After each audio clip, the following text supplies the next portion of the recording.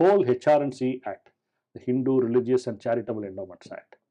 It had its origin in 1927 as the Madras Hindu Religious Endowments Act.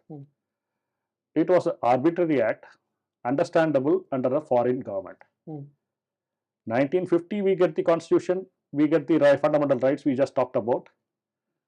Still a more arbitrary Hindu Religious and Charitable Endowments, 1951 comes, and that act creates a department, government department, to control our temples administration. Okay. In 1951, there are cases filed against this act. On 13th December 1951, two judges of the Madras High Court struck down about 20 sections of the 1951 Act. The matter goes to Supreme Court.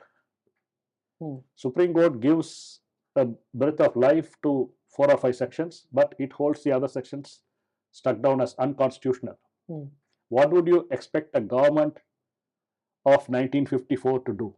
Okay, we are not talking about government of 2022 or 2023. 1954, we just got freedom. There are a lot of so-called upright people in the government forming, especially the Congress. They brought the section struck down by the Supreme Court back into the 1959 Act. As legislation.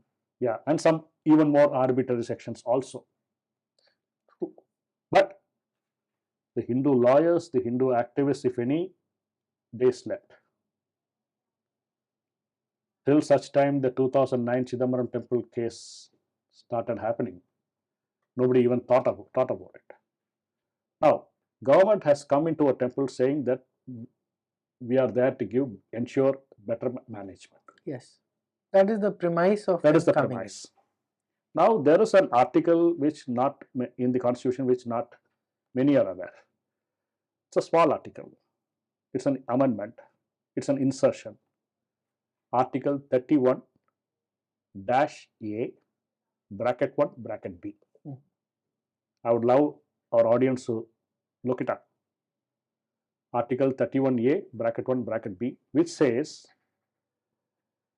any law providing for the takeover of the management of a property, either for reason of public good or for the reasons of better management, will not be hit as arbitrary or unconstitutional if it is for a limited period. Which means the whole concept of taking over the management is only to correct the mismanagement and to give it back. It has to be for a limited period. But Hindu temples, once taken over by government, continues to be with the government. Okay, we park this also in the parking lot and move to the better management concept. And the better management concept, one of the fundamental things is accountability and transparency. Anybody and everybody will agree there. Okay, first of all, what happens in this administration, especially in the administration of a public charitable trust or the character of a public charitable trust which is there in the temple. Because a lot of people put money in the hundis or they give donations otherwise and they expect that money to be utilized in a dharmic and specific purpose. Correct. Okay. In fact, section 23 of the HR&CE Act 1959, it gives power to the commissioner of the HR&CE department, the head of the HR&CE department. The main power that is given is, his job is to ensure that the due income from the properties of the temple are collected and that income is utilized only for the purposes for which the temples were established or they existed. That means you cannot use the money for any purpose other than the purposes of the temple, which is Sanatan Dharma. But his job is only for collection. His job is only to collect and also ensure that the money is properly spent. So he has to sit at a distance. Two aspects. So the money is also properly spent. Yeah. Okay. Okay. For promotion of the temple purpose. Temple purpose. Okay. The temple is, supposing Rajaraja Chola, why did he establish the temple? He established the temple for Shiva worship. Yeah. So anything connected with Shiva worship, Shiva devotees, welfare, in a dharmic way. Sure. That money has to be spent. Yeah. That money cannot be spent for a secular leader's death anniversary or whatever. Right. Or for buying a Innova Krista car for the minister of the HR&CE department. So, okay, I'm just citing here. Now, transparency and accountability, is it there? We'll go to that and then we'll go to audit. Under the RTI Act, Section 4, even without anybody asking, the public institution by itself should publish a long list of information which is already available with them. On their own, they have to do it. How the institution works, what are the system of management, who takes the decisions, and all the important decisions are published and all that. Similarly, let's take a temple. Let's take a temple gets 12 crores rupees a year. Yeah. An average of 1 crore rupee a year. This income comes from its properties, this income comes from hundis, this income comes from this darshan tickets or whatever and all that. Average, it comes to 1 crore. Now, what are the expenses you have for the temple? Puja expenses, festival expenses, salary expenses, maintaining the cleanliness, hygiene, etc., etc. It comes to 40% of. Now, how much you are left with? You are left with 60%. Okay. Now, how do you spend that money? The HR&CE Act says you keep 25% as a reserve fund, which is a good provision. Okay. Which is a very good provision. You keep 25% reserve, then only you calculate the surplus. Again, the HR&CE Act says give training to the archakas, because he is the person interceding between the god and the devotee. These devotees this archaka should ensure they are doing proper pujas and they are behaving properly with the devotees. Be patient with them, and if the devotee wants some, whatever possible puja can be done, they should help him with that. So then the hygiene for the devotees. Suddenly, 3 days in a year, 1 lakh people come to the temple, the medium-sized temple. Right. How do you ensure the queue discipline? How do you ensure the cleanliness and all that? The rest is surplus funds. Okay. The surplus funds can be utilized only for certain purposes according to thing, and they are all dharmic purposes. Okay, even if you start a school, that school should be teaching Hindu religion in a big way. You're starting a college, the college should be teaching Hindu religion as the main course. You know, I heard Tirumala Tirupati runs a university, not just a college, in Tirupati. A secular lady came as the vice chancellor. She immediately removed the picture of Srinivasa and Padmavati, the deities of Tirupati temple, and she put a Abrahamic religion's deity there. Can you imagine such thing happening in a denomination school of other faith? Anyway, now, after all this, we need to ensure not only transparency is there, accountability is there, there needs to be an efficient, effective audit. Most important thing, especially when public money is involved, when there is a dicta how the money should be spent, and for only the limited purposes for which the money has to be spent. Now, if you and I earn some substantial money, we go and spend something. One point before you go to the audit even more, you had said RTI Section 4 talks about public institutions must publish information about its own work, all of that. Yeah, so it should regularly publish. And so are you saying HR&CE does not do that? HR&CE, you go and check the RTI web page today in Tamil Nadu, the page will not work. Okay. And it has not been working for years. So it's clear violation of law. Of the statute of the day. Wonderful. Now, HR&CE takes 12% as administration fee in Tamil Nadu. 4% as audit fee. Andhra, the total is 21.5%. You put 100 rupees in hundi in Kalasti temple, 21 rupees 50 paise will go to the government. Not many are aware of that. In Karnataka, it is 10%. So things differ, but the loot continues. Now, you take Andhra Bank, you take the State Bank of India, you calculate the total income and you calculate how much they are spending for audit fees. Of course, they are all huge institutions. So percentage-wise, it will be very limited. But even if you take mid-sized companies or something like that, you will not find anybody paying 4% of the income as audit fees. Supposing I am the auditor for the Reliance Group or the Adani Group. I am 4% of the entire revenue of Adani Group. I do audit for only 1 year. Yeah. My 3 generations, 4 generations taken care of. Yeah. And hey, you are the government and you have come for saying that I am ensuring thing. Now, section 87 of the HR&CE Act says for those temples having more than 1000 rupees income, you have to do external audit. Okay. Point number 1. Point number 2. For those temples, how much rupees? More than 1000 rupees. More than 1000 rupees? Yeah, per annum. Just 1000 rupees. Okay. Now this act came in 1959. Okay. Prevalent from 1/1/1960. Okay. Now let's presume the 1000 rupees of that day is equal to 1 lakh today. Okay.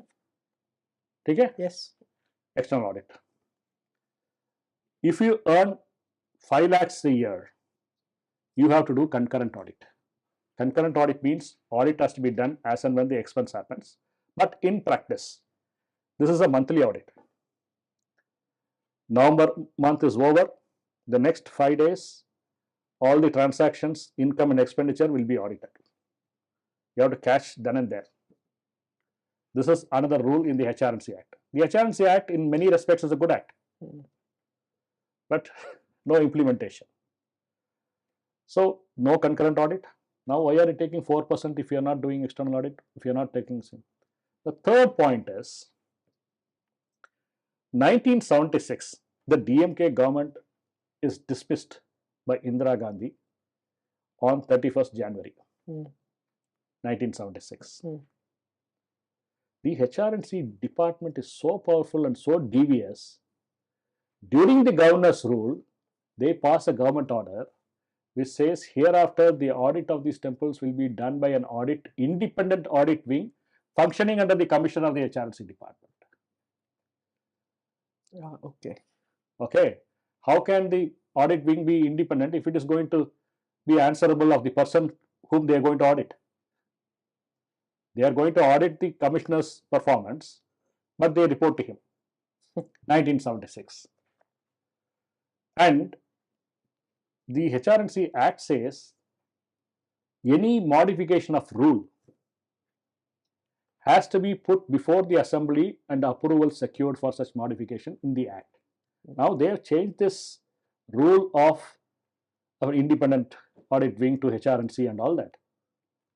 They should have put before the assembly, but that was governor's rule in 1976. So as soon as the next government formed, they should have placed it before the assembly and got approval. They didn't do it. So this is an illegal rule that was going on for many years. Still going on? Now I'll tell you what happened. In 2020, I filed a case before public interest litigation before Honorable Madras High Court. I said this is what the Act says about external audit. They are not doing external audit. This is what the Act says about concurrent audit. They are not doing it. And the transfer of the audit to a department in the HR&CE itself is illegal for the reason stated. Right. No approval from the assembly. It's a fraud of the Act. Notice was issued. After that, no hearing. But what the government did is they moved this audit wing to come under the finance department. So they are now saying that it's instead of the HR&CE department, it has gone to the which falls under what? Ministry of Culture or something? No. Finance Ministry is there. No. HR&CE is also under Finance Ministry. No. HR&CE is an independent ministry. Independent ministry. Okay, sorry, I didn't know. Okay. Now the audit wing, the same team, got it, absolutely. The same practices. Move this under Finance Ministry. Finance department. Right. That is the saying, the old wine and new bottle. Yeah. They have done that, and they're saying we are now made it external. Totally separate. Yes, external. But this audit wing does not even have a single charter accountant. They must totally be in cahoots with each other, all government and all. Absolutely. So external audit is a farce, totally. No, they take 4%. Yeah. They take 90 crores plus. From Tamil Nadu, Tamil Nadu temples, yeah. Not a single charter accountant employed. More than that, they don't even have an audit manual. How the audit is done? It is done on the based on the circulars of the commissioner, some directions on the commissioner. Very convenient, na? Okay. After all this, there are a lot of deficiencies in the audit. There are a lot of schemes of administration framed by court saying that this temple has to be administered in this manner. This how this property should be administered. Now that the auditors will not look into the scheme at all. Number one. Number 2, if any money is taken by the HR&CE officials from the temple for their department expenses, like commissioner office meeting, they have taken money from here, they have bought a car and given it to the minister or to the commissioner, the auditors will not make any observations. There are a lot of deficiencies, but still there are some good auditors there, God-fearing, somewhat efficient, and they have recorded each year a lot of objections, especially the non-collection of rent from the lands, etc. The wastage of funds they have recorded. And these audit objections are to be resolved within 6 months. And right now, what is the state? Okay, now let me tell you the number of audit objections regarding temple administration in Tamil Nadu that are pending as of February 2023, because I have data only till that date. Number of audit objections. For over many years. Over many years. And I will tell you from which year also. Take a guess how many audit objections are there? 1.8 million audit objections. 18 lakh. 18 lakhs. 18 lakh audit objections unresolved. And you know from when it is pending?